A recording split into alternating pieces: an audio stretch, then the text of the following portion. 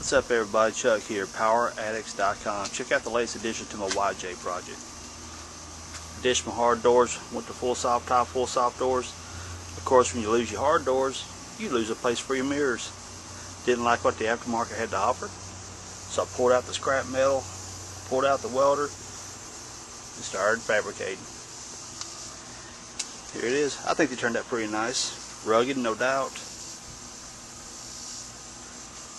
Integrated windshield mounted light. I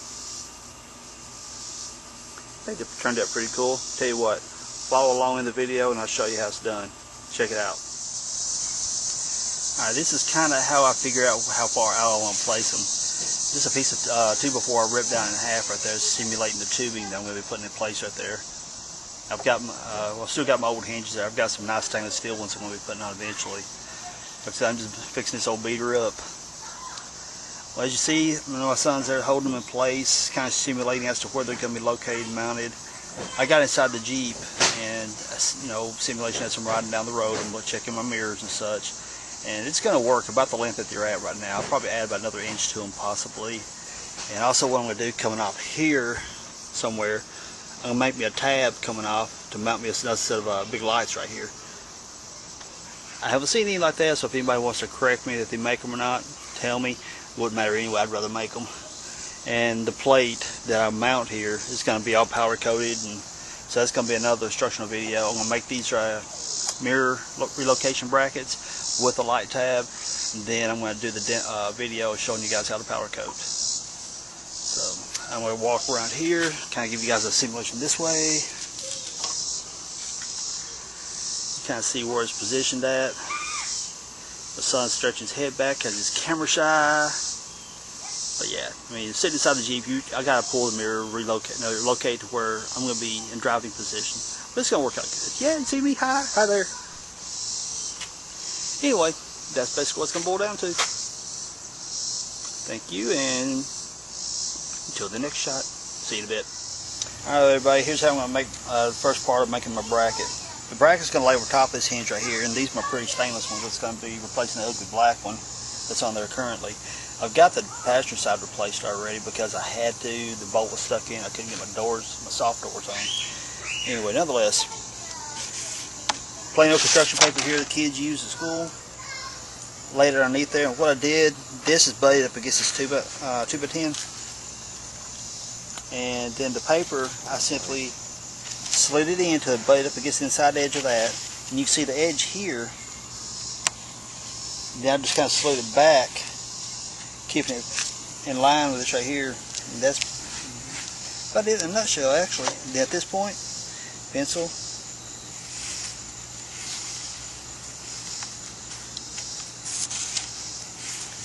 There's going to be my template there. Now I got to mark my holes.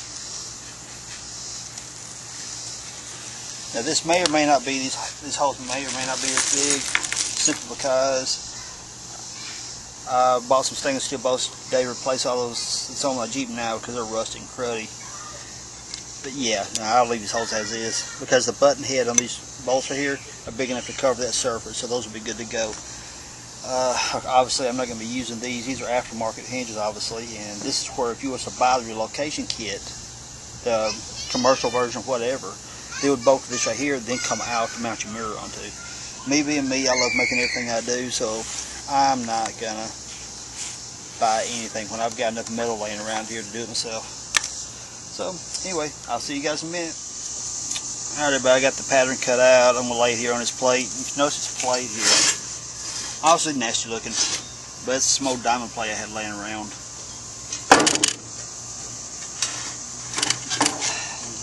Cut out some skid plates for a four-wheeler. This is what I had left over. But anyway, let's line this up here and here. Good old trusted black Sharpies. And the good thing is, this pattern right here I made off the hinge. I tested it on the Jeep and it's symmetrical to both hinges, so therefore I just need one pattern, trace out two of them, and I'm good to go.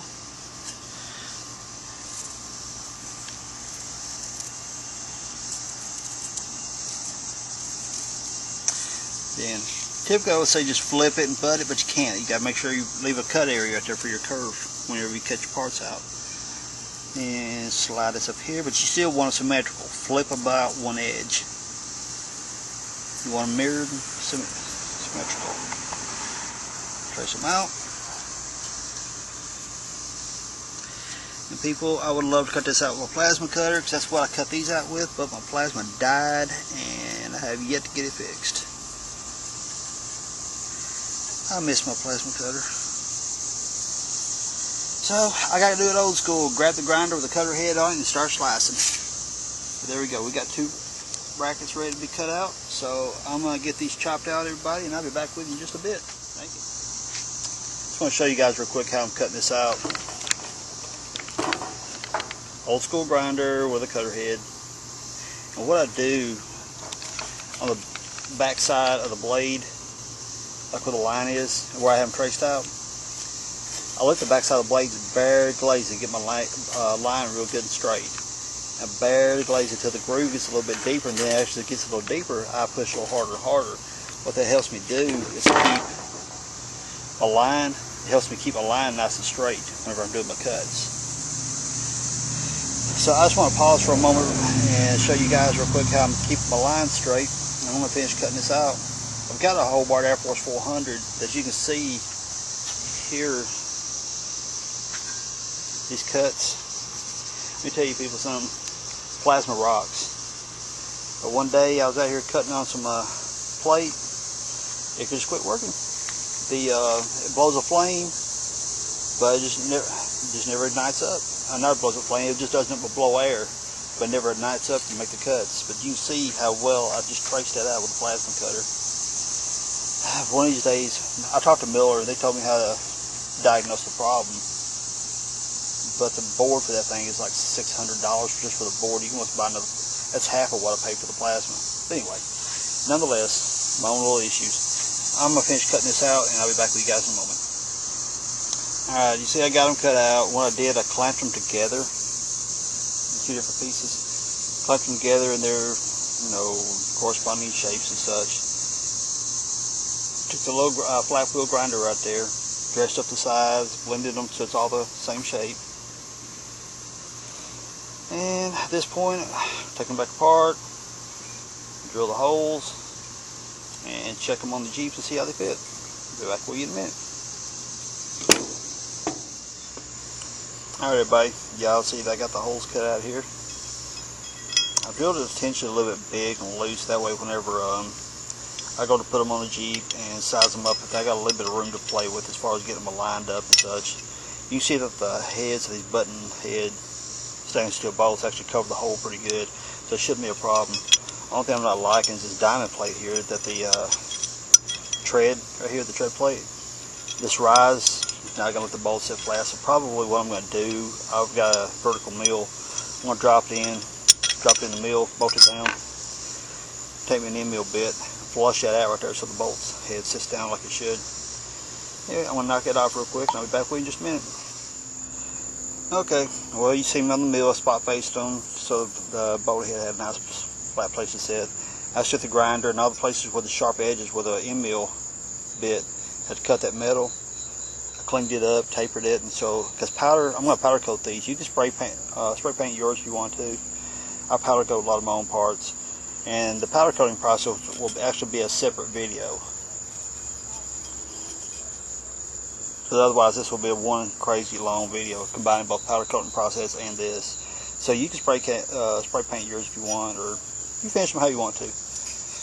Went ahead and cleaned up the back side here with a grinder pad because it's nice and easy with the grinder pad on this flat side. This side right here, after I get through with them, I'll put them in the sandblast cabinet and blast all the rust off, which I'm going to need to blast some of the rust off before I weld them, or grind the area where I'm going to weld one of the two. But anyway, on to the next step. See you guys in a bit. Alright everybody, where we left off last time, I just brought these off the end mill, and I took the grinder and smoothed these out where the end mill bit come across and made a good sharp edge. You gotta make sure those sharp edges aren't there, because I'm going to powder coat these, and powder does not like sharp edges. it does what's called a Faraday cage. It pushes away from any kind of sharp internal or external edges.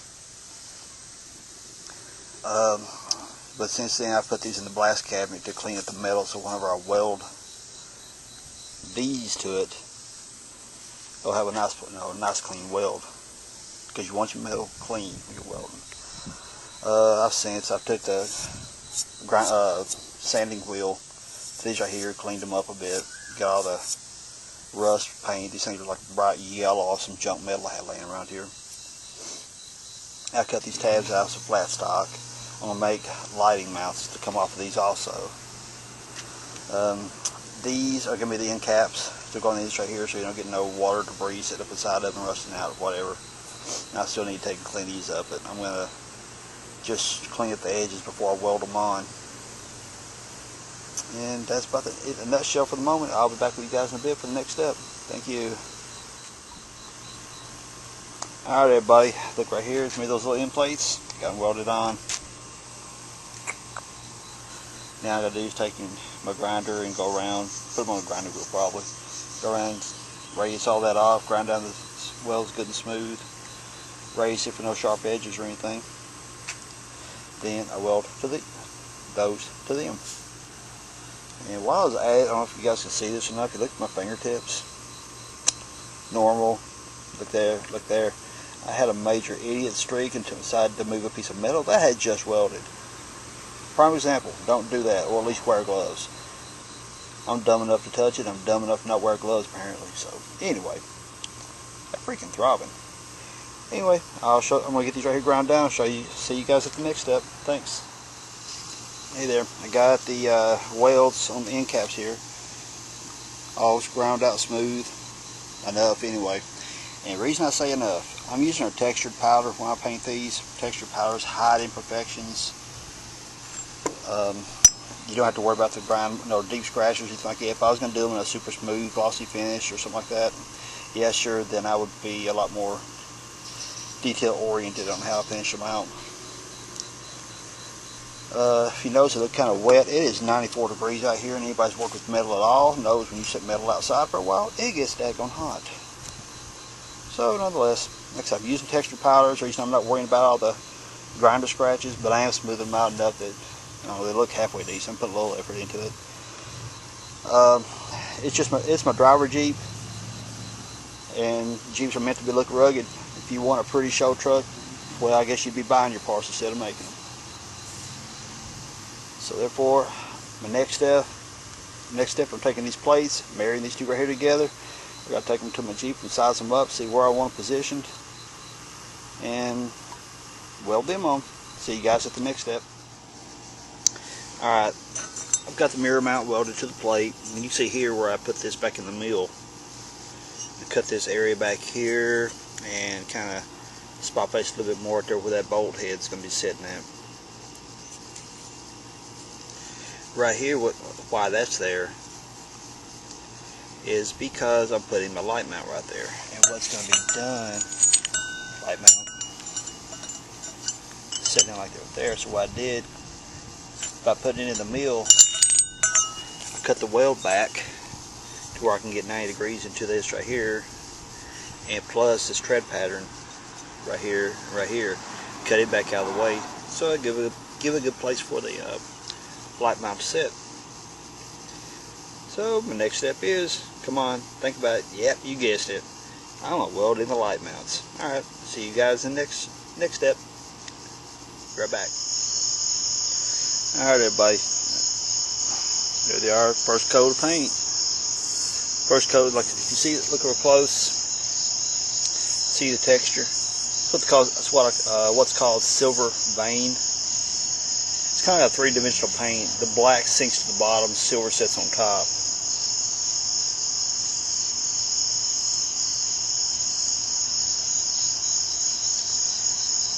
And I didn't do the powder coating process simply because, look, it's dark outside, and look at the shape my Jeep's in right now.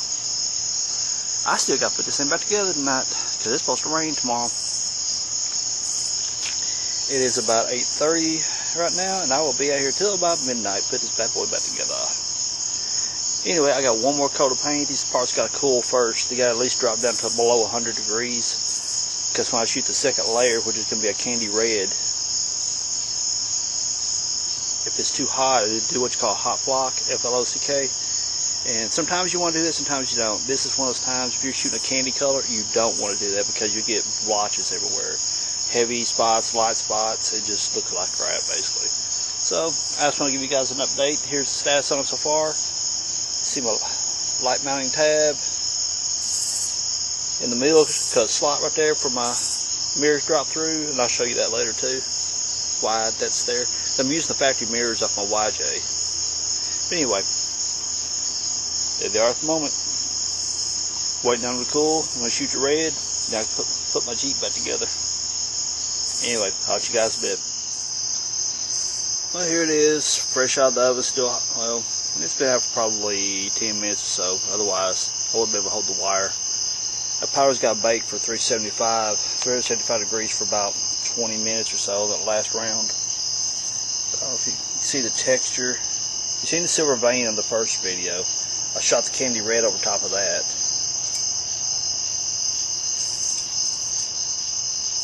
Poor Jeep, only shiny spot's going to be these brackets right here.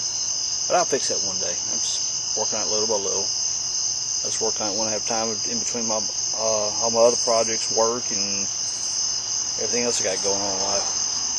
Anyway, there they are. Wait for them to cool down so I can put the Jeep back together.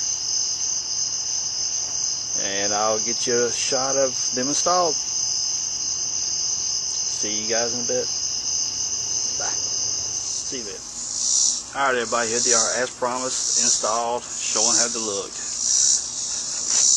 I have windshield mounted light right there.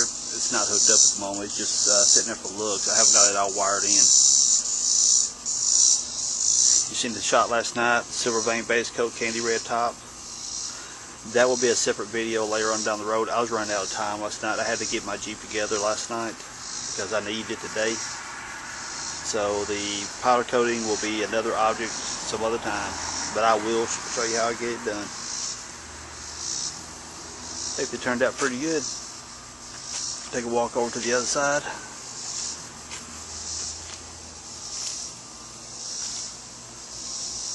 You notice I got two different windshield hinges.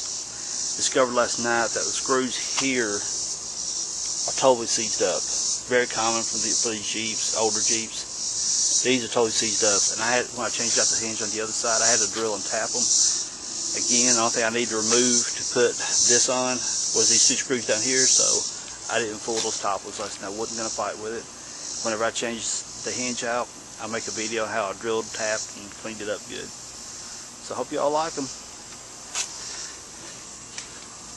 Good driver's view here.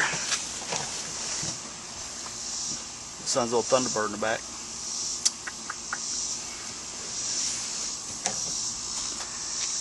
Alright everybody, there they are as promised. Show you what they look like installed. Hope you enjoyed the video. Thanks everybody for watching. Sign out, Chuck, poweraddicts.com. Y'all have a good one. See y'all.